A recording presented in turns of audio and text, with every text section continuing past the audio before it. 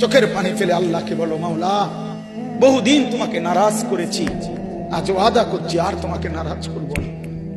আল্লাহ বলবে, বান্দা আমি এখনই তোর পেছনের সব মাফ করে দিলাম। আল্লাহ বলে, বান্দা তুমি যদি রাত্রে আসো আমি রাত্রেই আসবো, তুমি যদি দিনে আসো আমি দিনেই আসবো। গুনাহ নিয়ে আসবা মাফ চাইতে রাতে, আমি আল্লাহ মাগফিরাত নিয়ে আসবো রাতে। তুমি আসবে যখন, আমি আসবো তখন। তুমি আসবা এক বিগত, আমি আসবো এক হাত। তুমি আসবা এক হাত, আমি আসবো দুই হাত।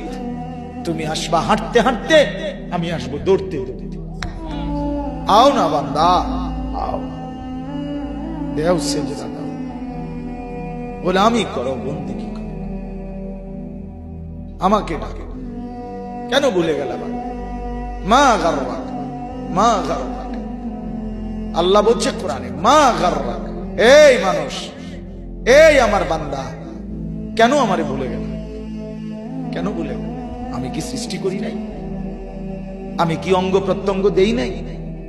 আমি কি এমন সুন্দর সুঠাম স্বাস্থ্য বানাই নাই? আমি কি এই চমৎকার চেহারার আকৃতি দেই নাই? আমি কি দুইটা চোখ দেই নাই? আমি কি একটা জিহ্বা দেই নাই? আমি কি দুইটা ঠোঁট দেই নাই? আমি কি তোমাকে বানাই নাই?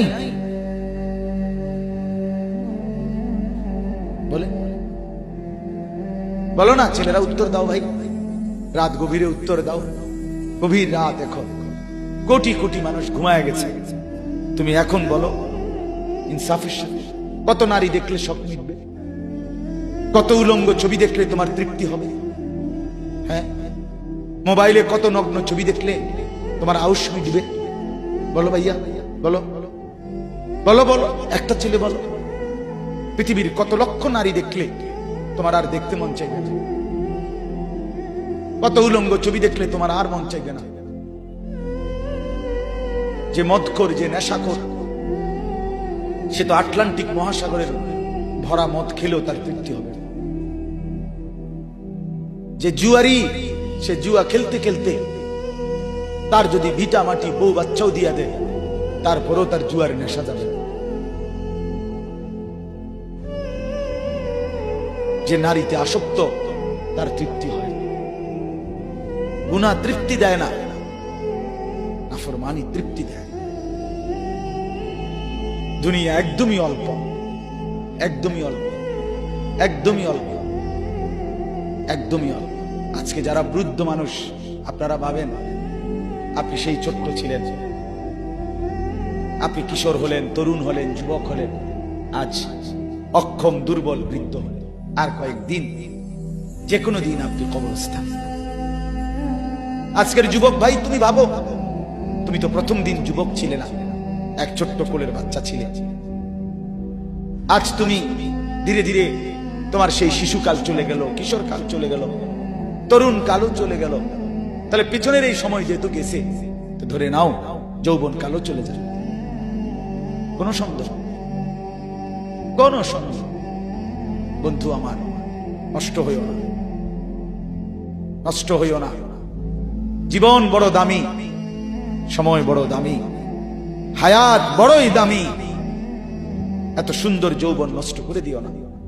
হাদিসের মধ্যে আছে, আল্লাহর নবী সাল্লাল্লাহু আলাইহি সাল্লাম বলছিলেন, লাকাদ হামামতু আন আমুরা ফিতিয়াতি, আমার মন চায় আমার যুবকদেরকে সঙ্গে নিয়ে আমি ঘরে যারা নামাজ পড়ে আমি তাদেরকে বের করে আনি, অথবা আমি তাদেরকে আগুন দিয়ে ঘর সহ জ্বালিয়ে দেই।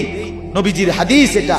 নবীজি বলছে, আমার ইচ্ছে জাগে আমার যুবক সঙ্গীদেরকে নিয়ে আমি মুসলমানের ঘরে ঘরে গিয়ে বেনামাজি ঘরে নামাজ পড়ে তাদেরকে টেনে হিচড়ে বের করে আনি।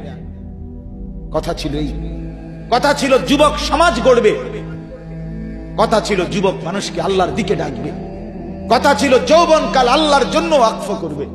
আজ দিয়া দিছে নারীর কাছে, জিনার ব্যভিচারের কাছে, মদ আর জুয়ার কাছে, মোবাইলের কাছে।